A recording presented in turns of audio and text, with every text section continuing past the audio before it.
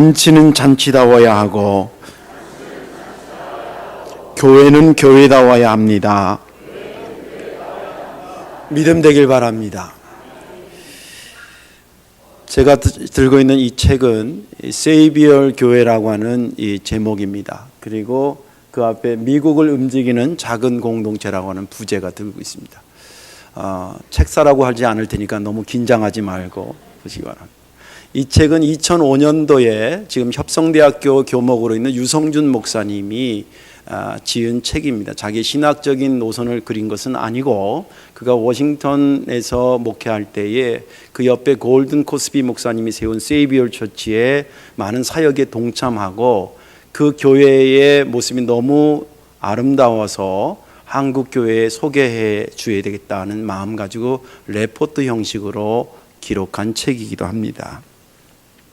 이 책을 제가 오래전에 보고 나름 반성도 많이 하고 또 새로운 꿈도 꾸고 우리 교회도 좀 저런 교회가 됐으면 좋겠구나 그런 생각을 가졌었는데 2009년도부터 제가 이 디민 코스 하느라고 워싱턴에 있는 웨슬리 신학대학하고 이렇게 조인해서 하는 공부 코스에 들어갔는데 3학기 때 미국을 방문해서 학기 그 수업 중에 이 세이비얼 처치를 방문하는 탐방 그 수업이 있었어요.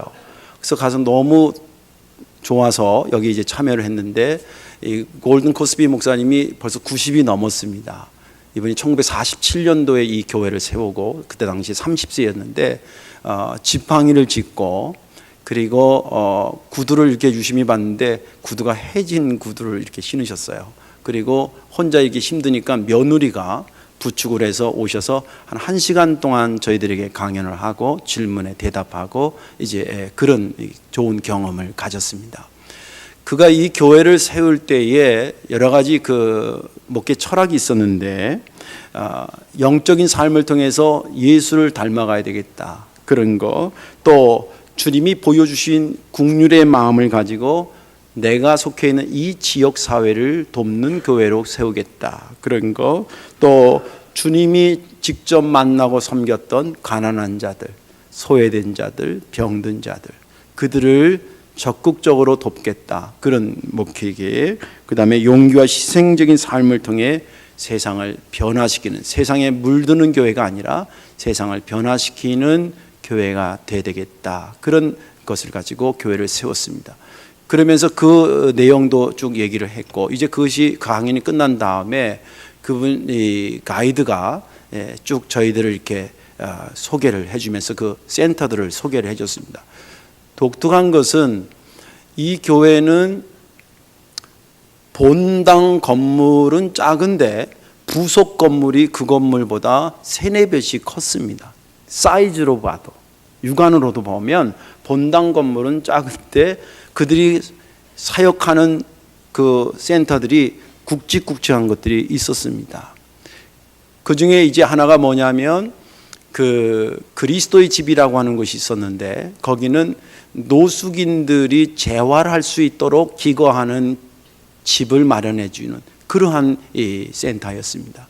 그리고 요셉의 집이라고 하는 것이 있었는데 거기는 남자들 에이즈 환자들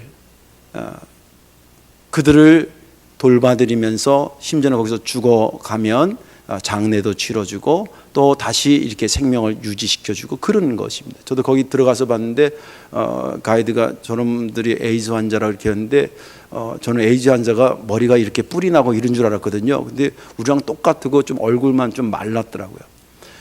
그런 분들을 섬기는 요셉의 집이 있었고 또 여자 에이즈 환자들을 돌보는 미리암의 집이라는 것이 있었고 또 포터 하우스라고 해서 이제 토기장의 집이라는 것인데 지역에 카페를 하고 그리고 기독교 서적을 판매해서 지역의 문화에 지역을 발전시키는 것으로 했고 그 당시가 거기가 미국 워싱턴이 수도인데도 그 지역의 북부 지역이었는데 거기는 유독 빈민가였습니다. 그래서 거기에 그렇게 있고 또 한 곳을 보여줬는데 아카데미 하우스를 보여줬는데 거기는 빈민가 애들이니까 이렇게 레슨이라든지 악기를 배우거나 이런 기회가 없어가지고 제가 실제 가서 보니까 뭐 바이올린을 배우러 온 애들도 있었고 피아노도 배우고 드럼도 배우고 그런 코너 방들이 쭉 있더라고요. 그리고 선생님들이 다 자원봉사하는 거예요. 그래서 그 교인들이 그런 남 수천 명 되는 줄 알았거든요. 물어봤더니 150명입니다. 근데 150명 이상 교인이 안 와서가 아니라 그 목사님이 우리 교회는 150명을 리미트로 둔 거예요. 그래서 151명 등록할 사람은 대기하고 있어요.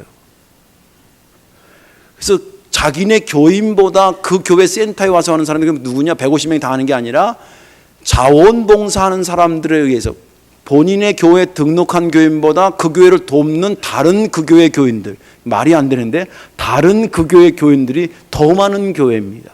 아주 독특한 교회입니다. 그래서 여기에 말하는 미국을 움직이는 작은 공동체라고 표현하는 것이 그런 이유입니다. 저는 그것을 보면서 이런 센터도 우리 교회에서 했으면 좋겠다, 저런 센터도 했으면 좋겠다, 그런 거는 별로 이렇게 관심이 없었습니다. 다만 제가 인상 깊게 봤던 것은 뭐냐면 그 교회에서 경영하는 센터를 다니면서 예수님이 거닐고 있는 것을 많이 봤습니다. 요셉의 집에도 예수님이 거닐고 계셨고, 그리고 그리스도의 집에도, 그리고 미리암의 집에도, 그리고 아카데미 하우스에도 예수님이 계속 거닐고 있다는 느낌을 들었습니다. 또 거기 가면 예수님이 이렇게 발을 씻겨주는 것을 동으로 해서 만든 이 형상이 있고, 또 한 곳은 가난한 사람이 자기를 도와달라고 이렇게 표시하는 것 같은 동상이 그 하우스 앞에 이렇게 서 있어요. 그걸 봐서 그런지 아무튼 곳곳에 주님이 거닐 것 같아요. 예수님은 2000년 전에 갈릴리 호수를 주변을 걸었던 그 예수님이 아니라 워싱턴 빈민가를 걷고 계시는 예수님의 모습을 보면서 저런 교회가 돼야 되겠다.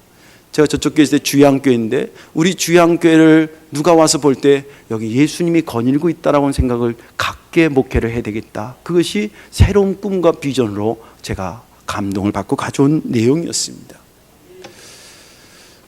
잔치집은 잔치집 같아야 되고 교회는 교회 같아야 됩니다. 저와 여러분들이 다니는 이 성도교회가 많은 사람들에게 정말 저 교회가 정말 주님이 원하는 교회야 라고 하는 칭함을 받는 그런 교회 꿈꾸시고 나아가시기를 주의 이름으로 축원합니다. 오늘 본문에 있는 말씀은 두 스토리를 함께 읽었습니다. 그래서 읽느라고 좀 고생도 하시고 듣느라고 고생도 하시는데, 이 두 이야기를 한 이야기씩 독립적으로 해석해도 나름대로 의미가 있고 아주 귀한 자료들이 많이 있는데, 제가 지난 주간에 이 본문을 읽을 때 저는 그 두 이야기가 한 이야기처럼 연결되면서 은혜가 됐습니다.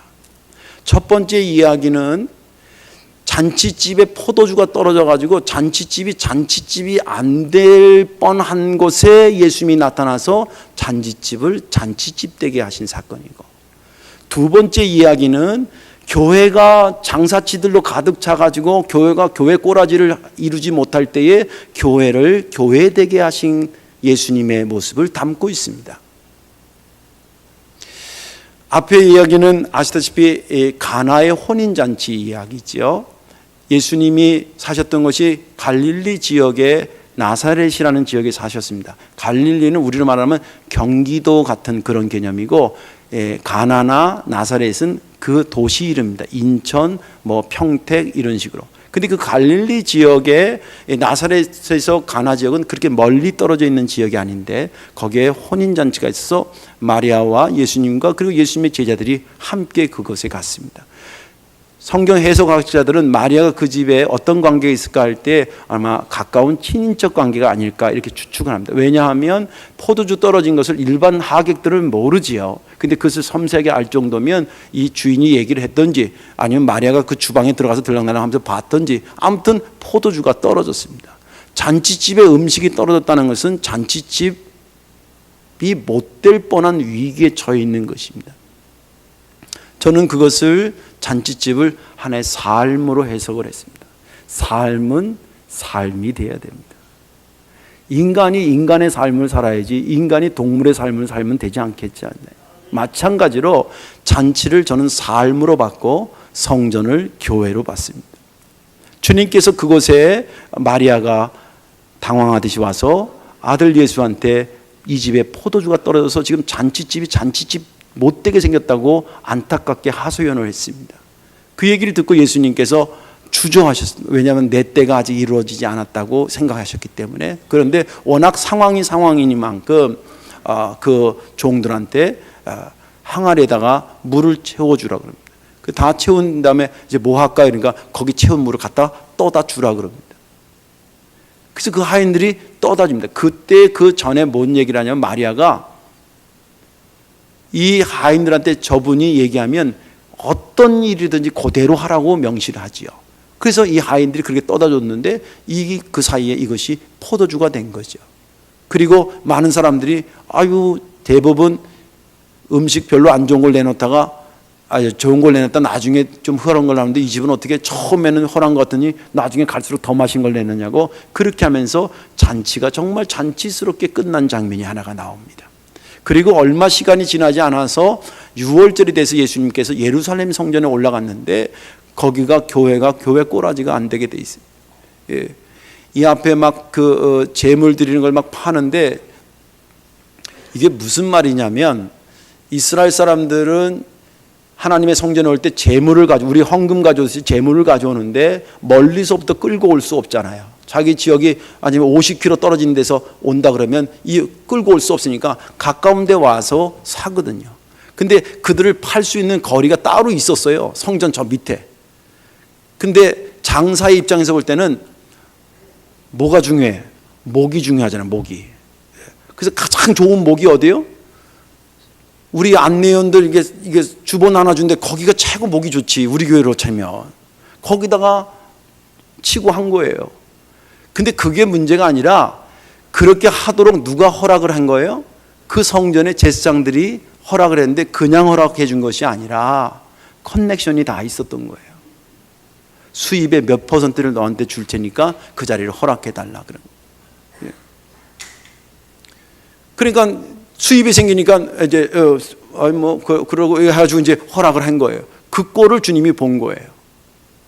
그래서 그들을 짐승들 다 내쫓고 뒤집어 엎으시고 또 이 동전 바꿔준다는 게 뭐냐면 반드시 그 당시에는 이스라엘 화폐 단위였던 세켈이 있었는데 세켈이라는 돈으로만 헌금을 하도록 정해져 있었습니다.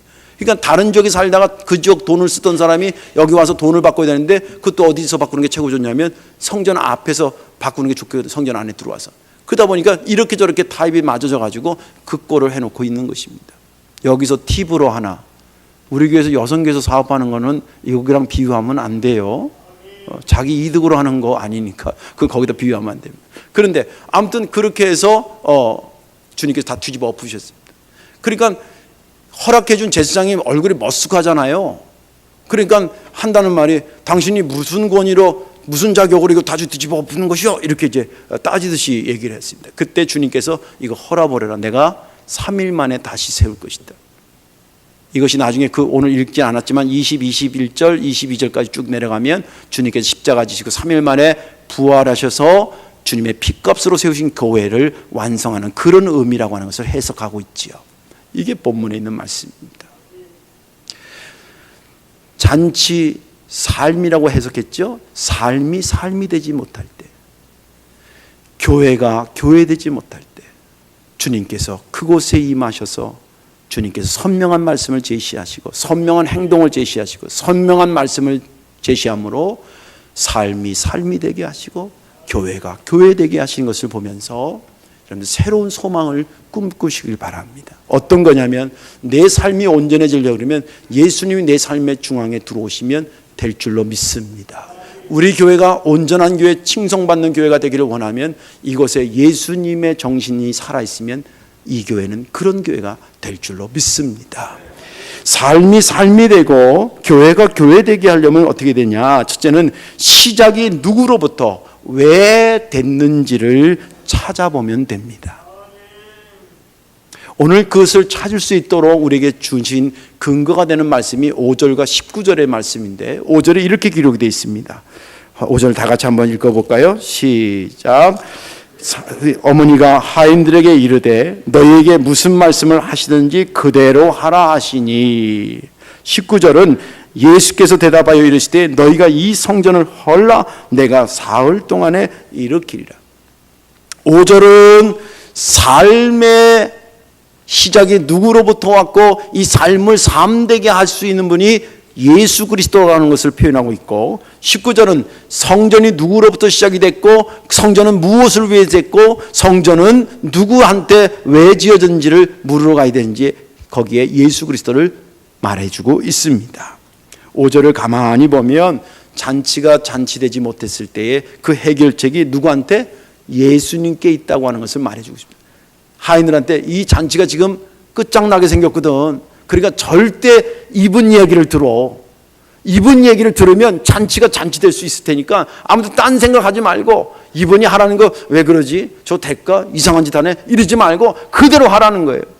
이렇게 얘기할 수 있었던 마리아의 심령 속에 어떤 것이 있어 그러냐? 예수는 삶의 시작이요, 삶을 시작해 하신 분이고 삶을 복되게 만들어 주신 분이라는 것을 믿고 있었기 때문에 그 삶의 문제를 예수님께 가져던 것입니다. 여러분 생각해 보세요. 생각이 돌아가는 일반적인 여자 같으면 포도주가 떨어졌다 그러면 어디를 생각해야 돼요? 사올 양조장을 생각해야 될 거 아니에요. 또 그것이 얼마 정도 필요한지 돈을 생각해야 될 거 아니에요. 그런데 이 마리아가 포도주가 떨어졌다는 소식을 듣고 누구한테로 달려가냐면 양조장을 쫓아가거나 돈을 구하러 간 것이 아니라 예수님께 가져왔다는 거예요. 그 문제를. 예수님에 대한 자기의 신앙의 고백이 있기 때문에 그런 겁니다. 어떤 고백이냐? 삶은 그분으로부터 시작돼서 그분이 만든 데를 향해 가고 그분을 따라가면 삶은 회복된다라고 하는 것을 그가 믿었기 때문에 그런 것입니다. 실제 인생은 인간이 만들어져서 생긴 게 인생 아니겠습니까? 인간에 대한 삶을 플러스 시킨 게 인상이잖아요. 인간은 누구로부터 왔다고 성경이 말하냐면 성부, 성자, 성령 하나님의 형상으로 지음받은 것이 누구냐면 인간입니다. 그리고 인간이 된 다음에 인간과 하여금 에덴 동산을 만들어서 살게 하시면서 인생은 시작된 것입니다. 누구를 위해서? 하나님의 영광을 위해서 인간을 만든. 그렇기 때문에 인간의 삶에, 내 삶에 문제가 생기면 누구한테 물어봐야 되고, 내가 지금 방향을 향해 가는데 뭔가 아닌 것 같으면 지금 어느 방향과 기준을 잡아서 이것을 잡아야 되냐면 주님께서 원하는 방법이 어디 있고 왜 나를 구원시켰고 지금 나를 어디로 가기를 원하는지를 주님께 물어보면 그 간격만큼이 나오고 그 간격만큼을 주님께서 채우신다는 거예요. 들을 귀 있는 자는 들으시길 바랍니다. 주님께서 제시한 것으로 향해 가야지 삶은 삶이 된다는 거예요. 단순히 이거 물과 포도주로 뭐가 기적이 일으켰다 그렇게 해석하면 안 돼요. 오늘 여기 본문에 보면 그렇게 하시면서 주님께서 당신의 영광을 나타냈다. 11절에 예수께서 이 첫 표적을 갈릴리 가나에서 향하여 그의 영광을 나타내시며, 여기 그의 영광은 그냥 물로 포도주 만들었다 단순한 그런 기적을 일으킨 영광이 아니에요. 삶은 주님으로부터 나타나고 시작했다라고 하는 것, 삶을 왜 만들으신지의 이유는 주님께 있다라고 하는 것, 삶의 모든 문제는 그분이 해결한다라고 하는 그 영광을 드러내셨다는 겁니다. 우리가 예수를 믿는 복된 믿음의 핵심에 와 있는 내용이기도 하는 것이죠. 교회 역시 마찬가지입니다. 주님께서 19절에 이 성전을 헐어라 3일 만에 내가 다시 세우겠다는 얘기는 뭐냐면 교회는 내가 세우는 거라는 거예요. 어떻게? 내가 너희들을 위해서 피 흘려서 죄를 용서하고 그 용서함을 받은 자들을 믿은 그 사실을 믿고 모인 자들을 내가 교회로 삼으시겠다는 거예요. 베드로에게도 말하잖아요. 네 믿음의 반석에 내 교회를 세우겠다. 당신의 교회를 거기다 세우는 것입니다. 교회는 예수님의 피값으로 세우셨다는 것이 그런 것입니다. 그러면 교회가 바른 것이나 교회가 제대로 되려면 교회를 위해서 피 흘리신 그분께 물어야 되고, 그분이 원하는 것이 어디고 그분이 어디를 향해 갔고 누구를 만난지를 봐서 우리도 그분이 간 곳에 가고 그분이 만난 자를 만나면 그 교회는 주님이 원하는 교회가 되는 것입니다. 사실은 굉장히 간단한 겁니다. 많은 성서학자들이나 신학자들이 한국 교회를 보면서 박수를 치는 것과 우려하는 것이 있는데, 박수를 치는 것은 많은 영혼들을 구원한 것에 대해서 박수를 칩니다. 짧은 기독교 역사에 이렇게 부흥하는 나라가 없었다는 거예요. 근데 우려하는 것은 뭐냐면 한국 기독교는 자꾸 안으로 기어 들어간다는 거예요.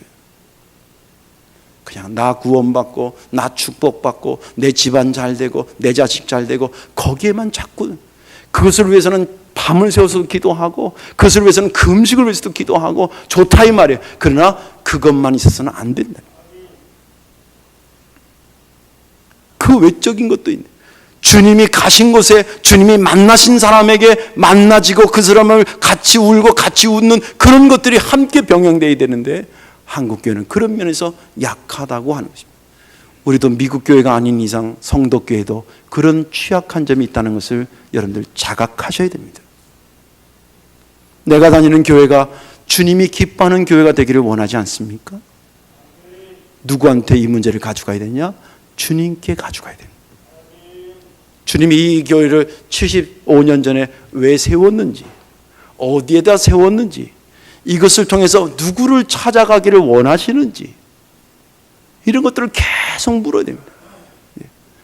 아까 말한 이 세이비얼 처치는 워싱턴 상황에서 노숙자들한테 찾아가야 되겠다 생각했고, 에이즈 환자한테 찾아가야 되겠다고 생각했고, 못 배우고 가난한 자들을 가르치는 아카데미 하우스로 저들을 찾아가야 됐다고 생각해서 그리 간 것입니다. 왜? 주님이 거길 거니면서 그들을 만났을 것 같으니까. 성덕교회 주안 3동에 있는 이 성덕교회는 누구를 만나러 가야 되고 어디를 가야 되고 누구와 함께 해야 되는지를 곰곰이 생각하는 시간이 되길 바랍니다. 예수님께 묻자는 거예요. 예수님이 여기 와서 설교하신다면 지금 어떤 설교를 하는지를 물어보자는 거예요. 그리고 그것을 생각해 보자는 거예요. 이 세이비얼 처치가 이 뭐는 뭐 센터들이 많아서 그런 거 많은 사역들을 많이 한다고 하지만 사실은 여기는 두잉에 그 교수님이 그때 그 목사님이 그러더라고요. 나는 두잉에 관심이 없습니다. 나는 비잉에 관심이 있습니다. 하나님이 나를 어떤 존재로 만드셨는지, 나를 얼마나 사랑하는지 그런 것을 깊이 생각하면서 보면 저 한 사람을 보면서 저 사람도 하나님한테 소중한 사람인데 저 사람도 하나님이 사랑하실 건데, 그러면 그런 동질감이 존재감 속에서 느껴지면 저들에게 가까이 가게 된다는 거예요. 그래서 두잉이 생기는 거지 뭘 하기 위해서 모이는 것이 아니래. 교회는 뭘 하기 위해서 모이는 건 아닙니다. 주님의 은혜로 구원받고 주님이 가신 곳에 그냥 간 것뿐입니다. 그런 것들이 축적돼서 아까 말한 그들은 어떤 센터도 만들고 그렇게 된 겁니다. 성도께도 무엇을 하려고 하지 마시고 주님이 나를 왜 구원했는지, 우리 교회를 여기다 왜 세워졌는지, 주님은 지금 어디를 거닐고 있는지 그것을 생각하고 따라가면 그것이 우리의 사역이 되고, 그런 것은 나중에 생기는 것입니다. 중요한 것은 주님이 지금 우리 교회에 나에게 어떻게 역사하고 있는가를 물어보는 것이죠. 그리고 교회가 교회 되려고 그러면 한 가지 해야 될 것이 뭐냐면 일단 움직여 보는 것입니다. 그 방법이 될까? 에휴 왜 그럴까? 안 하던 걸 왜 하고 있지? 저 사람 뭐 이렇게 생각하시는 안 거죠? 그것이 주어졌을 때 해보는 겁니다. 오늘 여기 본문에 보면 7절과 8절은 한 절 차례이지만 7절과 8절 사이에는 뛰어넘기 아주 힘든 장벽이 하나 있습니다. 그거를 이 하인들이 훌쩍 뛰어넘었다는 거예요. 그래서 잔치가 잔치가 되고 삶이 삶이 됐다는 거예요. 뭐냐면 7절까지가 뭐냐면 갖다 항아리에다 물 갖다 부어라. 이건 할 수 있어요 없어요? 힘든가 봐. 항아리에다 물 갖다 부어라. 힘들어요 힘들잖아요? 할 수 있어요 할 수 없어요? 할 수 있어요. 근데 그걸 떠다가 포도주라고 갖다 줘라 그러는 것은 8절부터 나오거든요. 이게 7절과 8절은 한 절 차이인데 이 앞에 엄청나게 뛰어넘기 힘든 장벽이 있어요. 아니 자기가 조금 전에 남이 갖다 부은 것이 아니라 자기가 길어다가 이 물을 갖다 여기다 갖다 부었는데 그 물을 갖다 다시 떠서 갖다 주려니까 이 제정신이 아닌 것처럼 보일 거 아니에요. 누가? 예수님이. 근데 마리아가 저분이 말하는 대로 하라 그래서 순종을 하긴 하는데, 이 잔치를 잔치되게 한 것에 1등 공신은 예수님이고 2등 공신은 이 하인들이었습니다. 이 하인들이 누구냐? 그냥 하라는 대로 한번 움직여 본 자들입니다. 교회가 교회되기 위해서 이런 복잡하게 생각할 거 없습니다. 하나님이 주의 종을 세우고 그 해의 목표를 주셨습니다. 75주년 하나님의 이야기를 세워가는 해가 되게 해라. 그렇게 하시고 실천 상황을 줬습니다. 아니 저걸 왜 하지? 그러지 말고 일단 하는 겁니다. 그렇게 한 해를 살고 그렇게 한 해를 살고 그렇게 한 해를 살면 점점점 이 교회가 주님이 원하는 그런 교회가 되는 것입니다. 부흥하는 교회는 하는 자들의 모임이지 뒤로 팔짱 끼고 있는 자의 모임이 아닙니다. 주님의 교회는 그렇게 만들어지는 것입니다. 일단 움직여보는 겁니다. 내 상식으로는 통하지 않더라도 움직여보는 것입니다. 이게 미련한 사람 같으나 이 사람이 정말 지혜로운 사람입니다. 주님께서 내가 헌어라 3일 만에 지은다는 이 얘기를 했을 때 사실 그 옆에 제자들도 있었거든요. 제자들도 이게 뭔 말인가 그랬어요. 어떻게 할 수 있냐면 22절에 보면 죽은 자 가운데 살아나신 후에야 제자들이 이 말씀하신 것을 기억하고 성경과 예수께서 하신 말씀을 믿었더라 그래요. 그 당시에 3일 만에 내가 헌어한다 그럴 때 제자들이 그 말 그 자리에서 믿었다는 거예요? 못 믿었다는 거예요?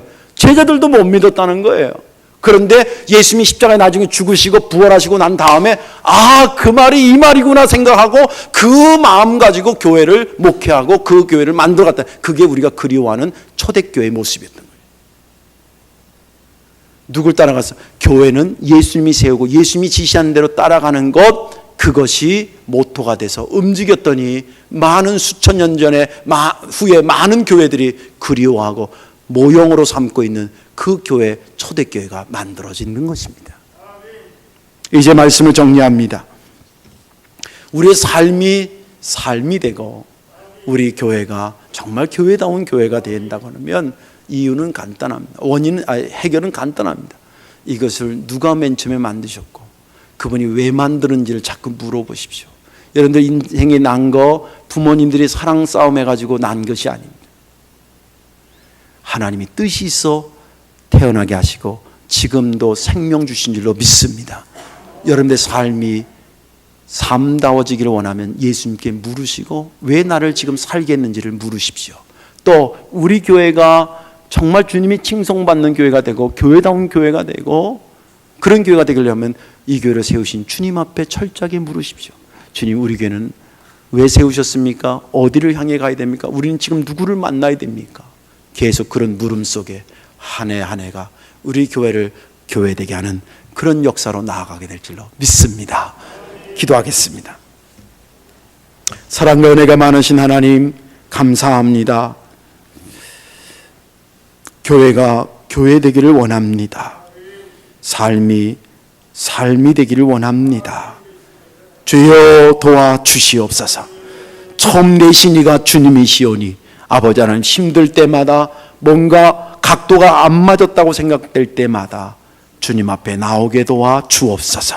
주님께 묻게 하여 주옵소서. 우리가 어디로 가야 되는지, 누구를 만나야 되는지 주님이 가신 그 걸음을 따르게 하여 주옵소서. 예수님의 이름으로 기도하옵나이다. 아멘.